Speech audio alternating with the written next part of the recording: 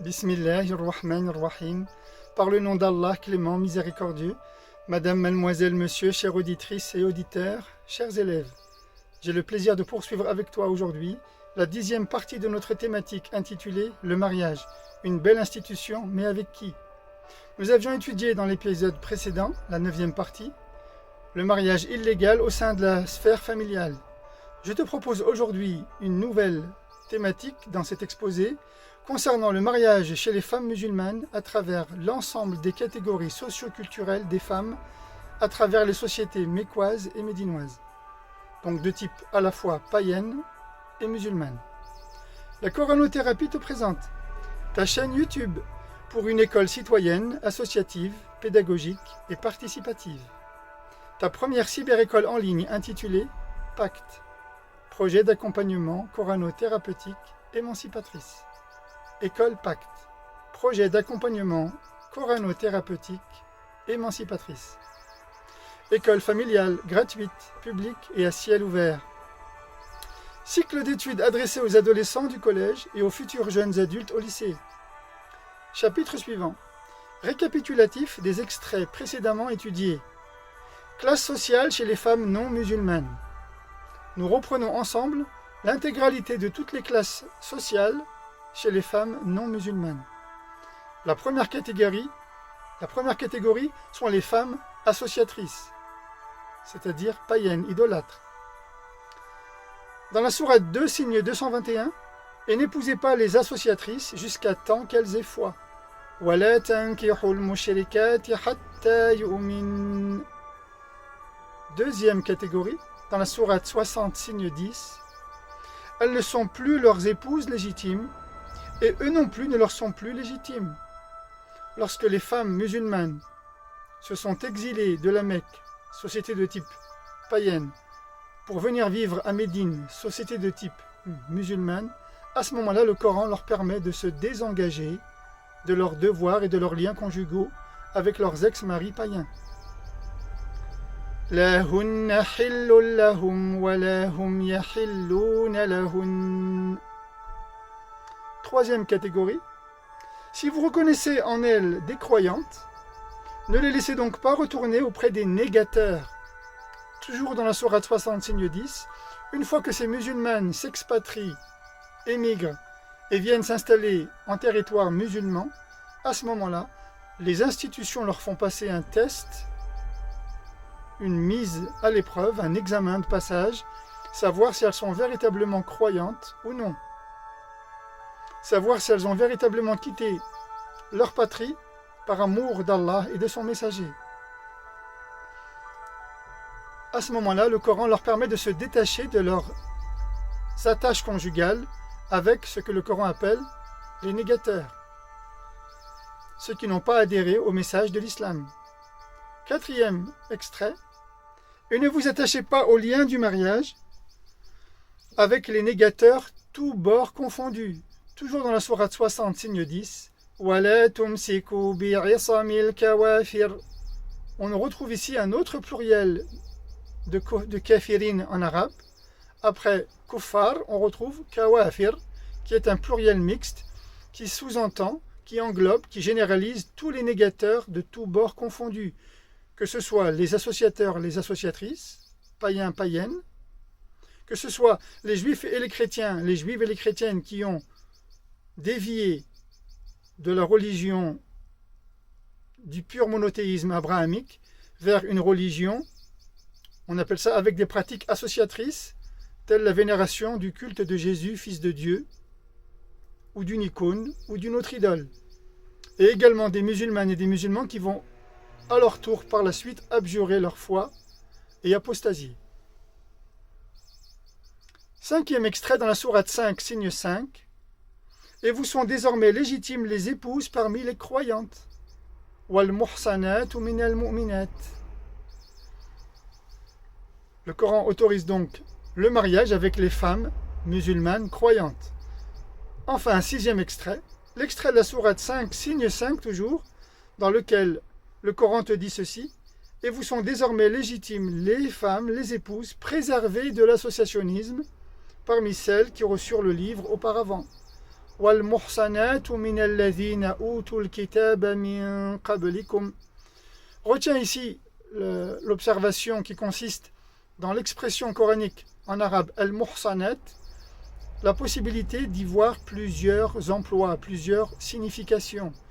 Brièvement, le mot muhsanat, qui est un autre pluriel qui désigne les femmes, mais contrairement à Nisa, al-muhsanat peut varier selon l'introduction du discours, selon le contexte. Al-muhsanat peut vouloir signifier les femmes en général, première signification, comme il peut également signifier la condition féminine, c'est-à-dire les femmes libres et émancipées, deuxième condition, deuxième utilisation, comme il peut également vouloir renvoyer vers le statut moral de la femme chaste, celle qui préserve sa liberté, sa virginité, troisième possibilité. Quatrième possibilité, il peut renvoyer vers les femmes qui se préservent de l'idolâtrie. C'est le cas des croyantes parmi les juives et les chrétiennes qui se préservent de l'associationnisme. Nous avons donc 5 catégories. La première, les femmes en général, que le Coran peut appeler le muhsanat. La deuxième catégorie, ce sont les femmes libres et émancipées. La troisième catégorie, ce sont les femmes chastes. La quatrième catégorie, ce sont les femmes juives et chrétiennes qui se préservent de l'idolâtrie. Et la cinquième catégorie peut renvoyer vers les femmes mariées. Chapitre suivant.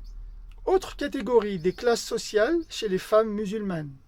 Étudions ensemble d'autres classes sociales, mais cette fois-ci chez les femmes musulmanes. Nous avons premier extrait dans la sourate 4, signe 24, hormis celles qui vous appartiennent. Illa ma malakat aymanukum, celles dont vous êtes propriétaire, que vous possédez. Alors ça peut peut-être heurter ta sensibilité que d'entendre certains hommes posséder certaines femmes, mais il faut savoir que le discours coranique s'adresse à l'humanité.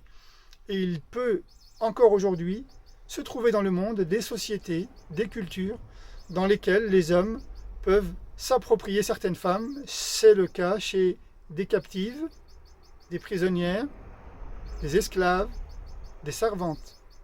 Alors, de ton point de vue et de selon ton angle de vue en Occident et en Europe, cela peut bien évidemment heurter ta sensibilité, mais sache que cela existe encore à l'heure actuelle. Et donc le Coran s'adresse à toutes ces situations et à toutes ces classes sociales. Deuxième extrait. Et celui qui n'a pas les moyens d'épouser les femmes émancipées croyantes, nous y voilà, eh bien, épousez donc ce qui vous appartient parmi vos jeunes servantes croyantes. Il s'agit ici d'esclaves, de domestiques ou de captifs de guerre. Et Allah en sait davantage au sujet de votre foi. Vous êtes les uns issus des autres. Vous restez néanmoins des humains. Épousez-les donc avec l'accord de leur tuteur et versez-leur leur dot selon le bon usage, à titre d'épouses fidèles. Elles ont donc un statut d'épouse fidèle. Donc elles vont bénéficier d'un statut supérieur à celui qui était le leur auparavant.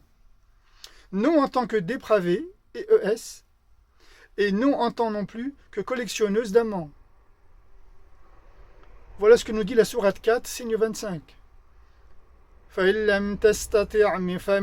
لم يستطع منكم طولا أن ينكح المحصنات المؤمنات من فتياتكم المؤمنات والله أعلم بإيمانكم بعضكم من بعض فانكحوهن بإذن أهلهن وآتوهن أجورهن بالمعروف محصنات غير مسافحات ولا متخذات أخدان صدق الله العظيم. Troisième extrait, parmi les différentes classes sociales chez les femmes musulmanes, sourate 24, signe 3, sourate la lumière, dans lequel le Coran te dit ceci: le fornicateur n'épouse rien qu'une fornicatrice ou une associatrice, et la fornicatrice n'épouse rien qu'un fornicateur ou un associateur. Et ceci est certes formellement interdit aux croyants. الزاني لا ينكح إلا زانية أو مشركة والزانية لا ينكحها إلا زان أو مشرك وحرم ذلك على المؤمنين. Le Coran établit donc une échelle sociale par la religiosité, c'est-à-dire par la spiritualité, chez les femmes aussi bien que chez les hommes, à critères spirituels égaux, statut égal, en fonction de paramètres éthiques et moraux. Écoute bien. Premièrement, le Coran est catégorique, c'est-à-dire explicite, il se passe de commentaires, lorsqu'il interdit le mariage entre une croyante et un fornicateur. Deuxièmement, le Coran est toujours catégorique lorsqu'il interdit le mariage entre un croyant et une fornicatrice. Troisièmement, le Coran est encore catégorique lorsqu'il interdit le mariage entre une croyante et un associateur, païen, idolâtre. Quatrièmement, le Coran est enfin catégorique encore lorsqu'il interdit le mariage entre un croyant et une associatrice, païenne, idolâtre. Observe bien ceci, les devoirs au sujet des femmes sont exactement les mêmes que les devoirs au sujet des hommes. Ils sont identiques et à part entièrement égales, comme le rappelle le Coran dans la sourate 5, signe 5, à condition que vous leur versiez leur dot, à titre d'époux fidèles, pour devenir à présent à votre tour de parfaits époux, non en tant que dépravés et ni en tant que collectionneurs de maîtresses. إذا آتيتموهن أجورهن محصنين غير مسافحين ولا متخذي أخدان. Chapitre suivant. Tableau récapitulatif du mariage selon les classes sociales. Nous allons maintenant voir en détail l'ensemble des classes sociales de toutes les femmes dans les sociétés mécoises et médinoises. Du haut vers le bas, tu as en premier lieu la croyante, en dessous la juive, la chrétienne, en dessous la domestique, la servante, et en dessous l'associatrice, la païenne, l'idolâtre. Et chez les hommes, le croyant, en dessous le juif, le chrétien, en dessous un servant, un domestique, en dessous, un fornicateur. Et les classes du bas vers le haut, en premier, tu as en dessous un fornicateur, au-dessus un servant, un domestique, au-dessus un juif, un chrétien, au-dessus un croyant. Et pour les femmes, en dessous une fornicatrice, au plus bas degré de l'échelle, au-dessus d'elle, une servante, une domestique, au-dessus d'elle, une juive, une chrétienne, et au-dessus d'elle, une croyante musulmane. Maintenant, je vais te montrer le tableau récapitulatif de l'ensemble de ces classes sociales avec qui le mariage peut parfois être permis, défendu, c'est-à-dire envisageable, inenvisageable, ou bien dans lequel le Coran parfois ne donne pas son point de vue, ne s'exprime pas, ou alors parfois il se montre indifférent à la relation des uns vis-à-vis des autres. Et nous allons le commenter ensemble. Je te laisse le temps de faire un arrêt sur image pour bien comprendre de quoi il s'agit.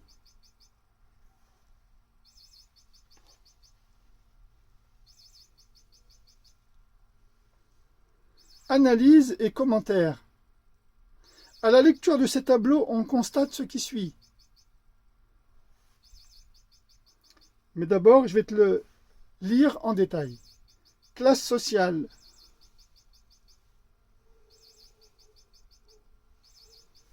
Musulmane croyante, juive chrétienne croyante, restée fidèle au monothéisme d'Abraham, alayhi salam, servante, domestique, croyante, fornicatrice, même musulmane, et enfin païenne, associatrice, polythéiste.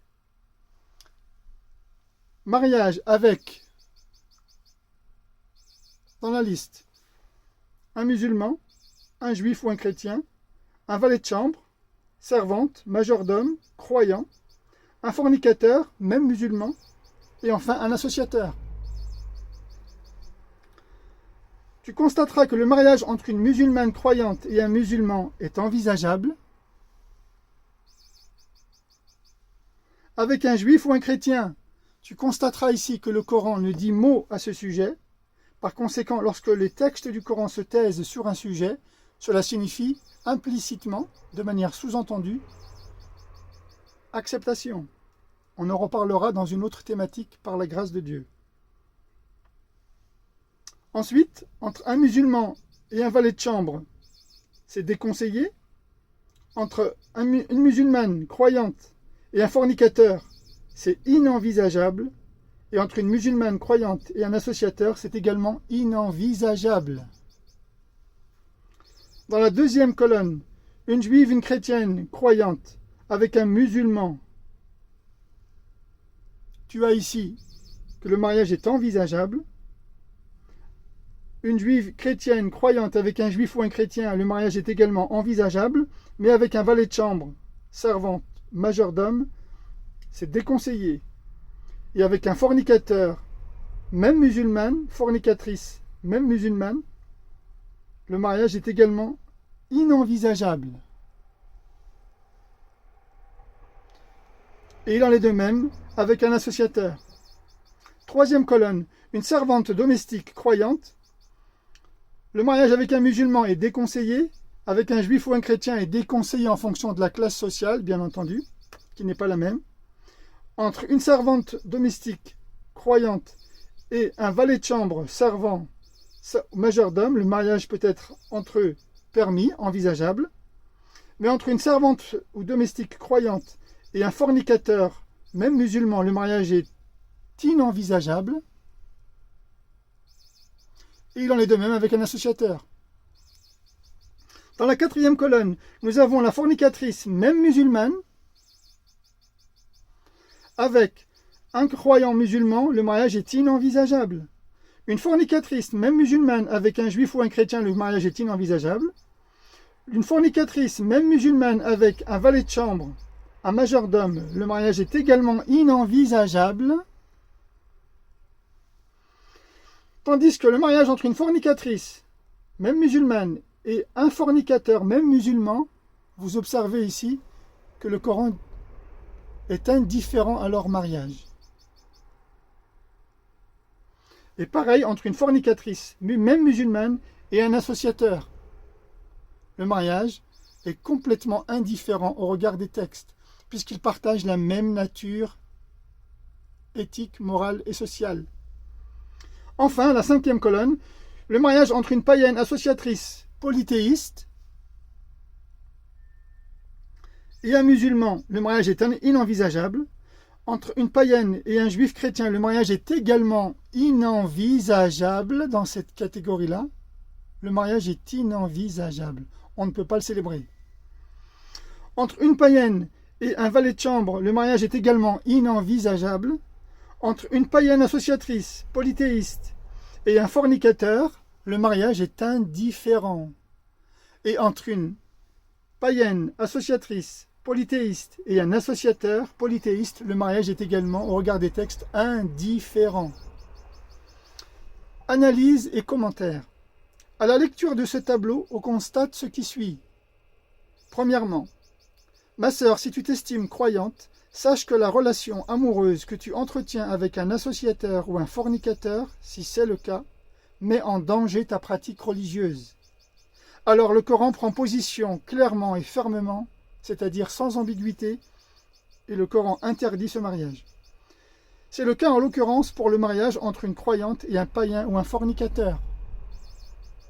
Deuxième point, si tu t'estimes croyant, cher frère, sache que la relation amoureuse que tu entretiens avec une juive ou une chrétienne, si c'est le cas, à la condition que sa pratique ne quitte pas le monothéisme abrahamique, ne met pas en danger ta pratique religieuse.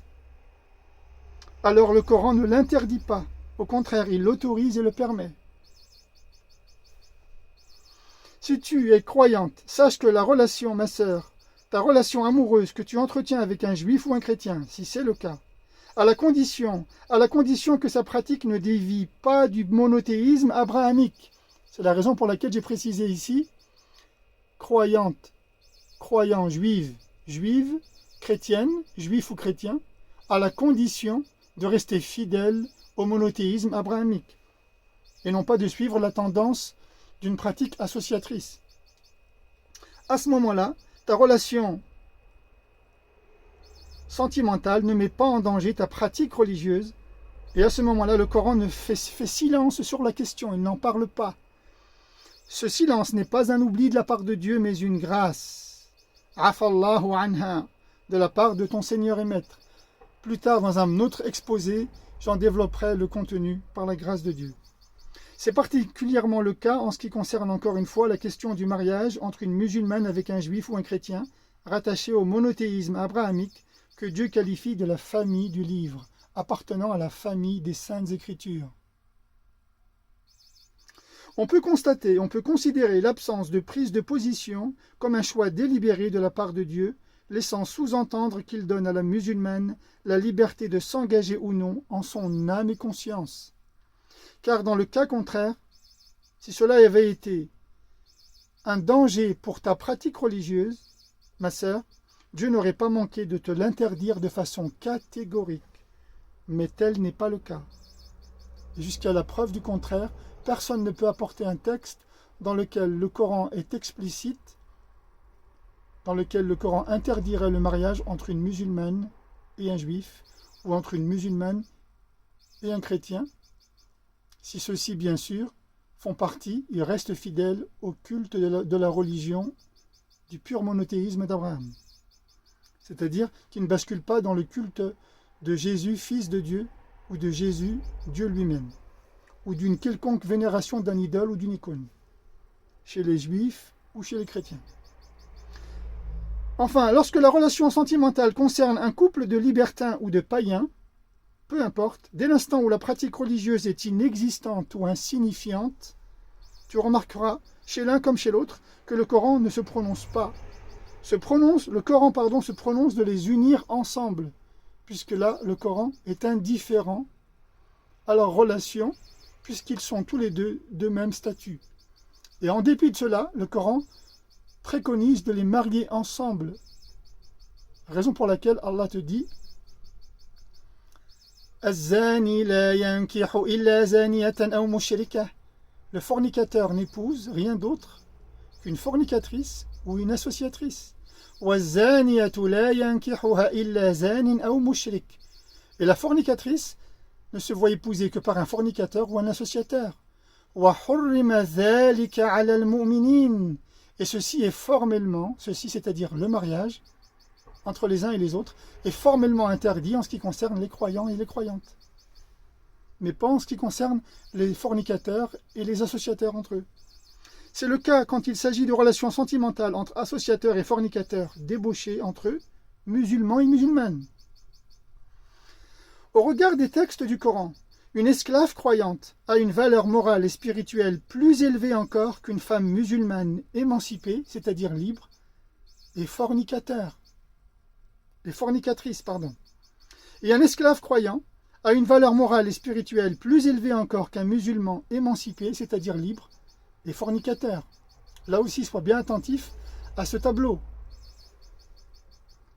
Le Coran leur attribue, en ce qui concerne à présent les mœurs de ces catégories-là, d'hommes et de femmes dépravés, parmi les musulmans et les musulmanes, le Coran leur attribue le qualificatif de fornicateur, et non de musulmans fornicateurs, ou de musulmans débauchés, et non plus de musulmans pervers, mais seulement de fornicateurs. Allah les appelle fornicateurs, fornicatrices. Ce n'est pas un jugement personnel, mais seulement un constat. Pareil pour les femmes. Elles ne sont pas musulmanes débauchées, ou musulmanes perverses, ou musulmanes dépravées, ou fornicatrices. Non, elles sont fornicatrices. Elles perdent quasiment leur statut de femmes musulmanes au regard des textes. Toujours est-il que Dieu leur retire le critère de l'islam et de la foi, et Dieu ne les appelle pas non, ni musulmans ni musulmanes, mais il les appelle fornicateurs, fornicatrices. Cela ne nous autorise pas non plus à les interpeller par ces dénominatifs humiliants et ces qualificatifs péjoratifs. On n'est pas autorisé à appeler une musulmane Yazania, il y a là, toi la fornicatrice. Ou bien le musulman, Yazani, le fornicateur. Non. Ce sont les textes qui s'en chargent, mais pas nous. Voilà un petit peu ce que je voulais te dire en ce qui concerne cet exposé d'aujourd'hui. J'espère que tu vas comprendre maintenant et à présent les différentes catégories de classes féminines dans les sociétés à la fois païennes et musulmanes. Dans la 11e partie, par la grâce de Dieu, je développerai un exposé concernant certaines erreurs commises par certains imams au sujet du mariage. Je te remercie profondément pour ton écoute. Je te souhaite de t'abonner, de partager, de mettre un pouce bleu. Et je te dis à très bientôt. Wassalamu alaikum wa rahmatullahi wa barakatuh.